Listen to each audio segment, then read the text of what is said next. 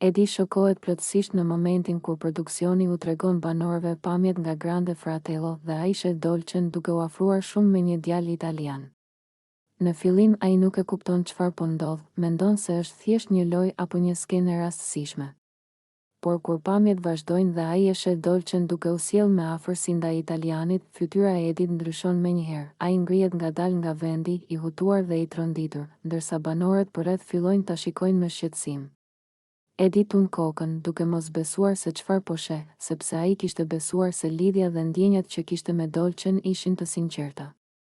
Ai përshpërit disa herë nuk e besoi. Nuk e prisja këtë. Dhe zëri i dridhet, ndjesia e tradhtisë e kaplon plotësisht. Edi ulet, vendos duart në fytyrë dhe merr frym thellë, duke u përpjekur të mos shpërthej para të tjerëve. Ai ndihet i lënduar, i turpëruar dhe i zhgënjur njëkohësisht. Banorët e tjerë përpiqen ta qetësojnë, por ai mezi i dëgjon, sepse mendimet e tij shkojnë vetëm te Dolce dhe ajo që po bën në Itali. Unë se kam mendu kurrë që ajo do bënte këtë, thot Edi me një zë të ulët, i goditur emocionalisht. Unë kam qëndru këtu, kam prit, kam besu. Dhe ndërkohë ajo. Duket qartë që Edi është thellësisht i tronditur dhe nuk di si të reagojë më tej. Sepse kjo situatë ja ka hedhur poshtë të gjitha pritjet dhe emocionet që ai kishte për Dolcen. Dolce kërcen me energji dhe pasion një kërcim të veçantë në prerjen e italianit në shtëpinë e Grande Fratello, duke tërhequr vëmendjen e gjithë banorëve dhe shikuesve. Ajo duket e lirë dhe e qeshur, me një entuziazëm që nuk mund të fshihet. Çdo lëvizje e saj është elegante dhe e fuqishme, dhe duket qartë se Dolces po i pëlqen qëndrimi në Itali, larg Big Brother Kosova dhe larg Edinit, gjë që e bën të ndihet më e lirë se kurrë, ndërsa kërcen. Ajo duket e lumtur dhe e çliruar nga tensionet e mëparshme në shtëpi, duke shijuar momentin e vëmendjes dhe admirim nga të tjerët. Qeshja e saj është e sinqertë, dhe mënyra se si rrotullohet dhe lëviz tregon se po shijon çdo çast të përvojës së re. Dolce duket e përqendruar vetëm në kërcim dhe në energjinë pozitive që përhapet në dhomë, dhe asgjë nuk duket se mund ta shqetësojë. Ndërkohë, banorët dhe shikuesit ndjejnë emocionet e saj, sepse duket qartë se Dolces po i pëlqen të jetë në Itali. Ajo shfaqet e lumtur dhe e kënaqur, duke u zhytur plotësisht në muzikë dhe ritëm, dhe çdo lëvizje e saj shpreh një ndjenjë çlirimi dhe gëzimi. Momentet që ajo kalon këtu nuk janë thjesht kërcime, por një shfaqje e lumturisë së saj të brendshme, e cila duket se po e bën të ndihet më e fuqishme, më e sigurt dhe më e gjallë se kurrë më parë. Kërcimi i Dolces shërben edhe si një mesazh i qartë për të gjithë, ajo po shijon momentin. Është e lumtur dhe nuk ka nevojë të mendojë për asnjë pengesë ose shqetësim nga e kaluara. Çdo lëvizje, çdo qeshje dhe çdo kthes e trupit të saj tregon se Dolces i pëlqen të jetë këtu, dhe se përjetimi i ri në Grande Fratello është një eksperiencë që po e bën të ndihet e plotësuar dhe e gjallë. Dolce, sa po futet në Grande Fratello Italia, nis të flasë më hapur për veten dhe për situatën që ka lënë pas në Big Brother Kosovë.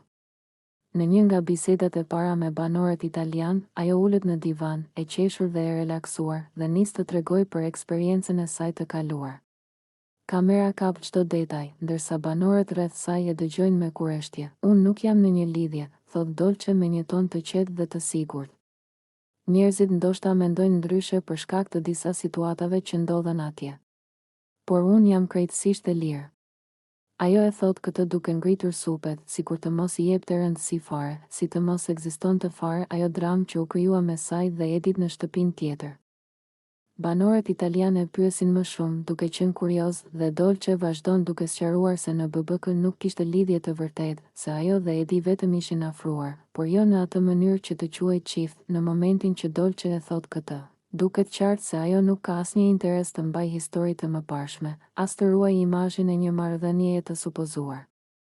Ajo shihet krejt indiferente, sikur gjithçka që ka ndodhur me Edin ka qenë thjesht një kapitull i mbyllur që tani nuk i bën më asnjë përshtypje, nuk ka qenë gjë serioze, realisht, vazhdon ajo. Nuk dua që njerëzit të mendojnë që unë kam hyrë këtu me dikë jashtë. Jam vetë.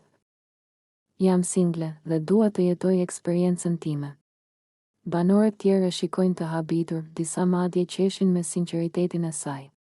Ndërkohë Dolce, pa asnjë hezitim, e mohon çdo lloj lidhjeje me Edin, duke e hedhur komplet poshtë idenë që ata të dy kishin qenë bashkë në mënyrë romantike. Në shtëpinë tjetër, kjo deklaratë mund të krijojë tronditje, por Dolce nuk ndalet asnjë sekond. Ajo duket sikur nuk e prek fare situata dhe nuk ka as pak ndërmend të rikthehet tek ajo histori. Ajo vazhdon të flasë me qetësi, sikur gjithçka është shumë e thjeshtë për të, duke e bërë të qartë se është gati të hapë një faqe krejt të re në Itali. Dolce, sapo mbërriti në shtëpinë e Grande Fratello në Itali, filloi të krijojë lidhje të reja me banorët atje. Një moment i papritur i ndodhi kur ajo u afrua me një djalë italian dhe pa hezitim e puthi atë direkt para kamerave.